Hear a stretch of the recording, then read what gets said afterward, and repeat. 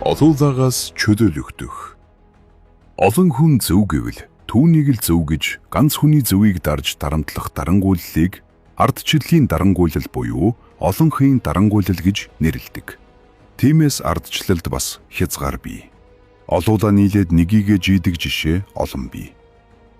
Хүмүүс нийлж олуулаа ганц хүний өөдөөс дайрах, эсвэл найз нар нэгнээ дайрч үг хэлүүлэхгүй ярилцаж ойлголцохоос зугатах олон янзын жишээнүүд хүнийг хүндэтгэхгүй бүдүүлэг үйлдэлүүд. Хамт ажилдаг хүмүүс өөрсдөөсөө илүүгээ ганцаардуулна. Олуулаануудын магтаад байгаа зохиолч нэртэй хүнийг магтахгүй байвал мөн л ганцаардуулна. Олуулаануудын магтдаг өвөг дээдсийг магтахгүй гэвэл ганцаардуулна. Олуулаануудын ярьдаг хөл бөмбөг эсвэл мухар сүсгийн сэдвүүдийг ярихгүй суугаад байвал нүд үзүүрлэнэ.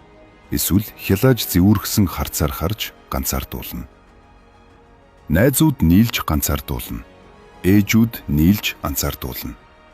Хүн өөрчлөгдөж, шинжлэгдэж бие дааж явах гэхэд хамт эргэн тойрны хүмүүс ганцаардуулж, шоолж, араар муу хийхнэ. Ах эгч дүүнэр нийлж, олон хурж дуугаа авалцсан өөрийнхөөрөө явж, өөрийн шийдлээ дагах гэсэн хүнийг ганцаардуулж өөрсдийнхөөрөө дуугүй номой томоотой даруухан байлгах гэж хүчирхийлнэ. Өөрсдийнхөө үгээр байлгаж, хачин онгоон доо нэлрэх гэсэн үйлдэлүүд бүгд л хүний эрхэм чанарт хардаж, хүнийг хүндэтгэхгүй хар бараан үйлдэлүүдийн жишээ.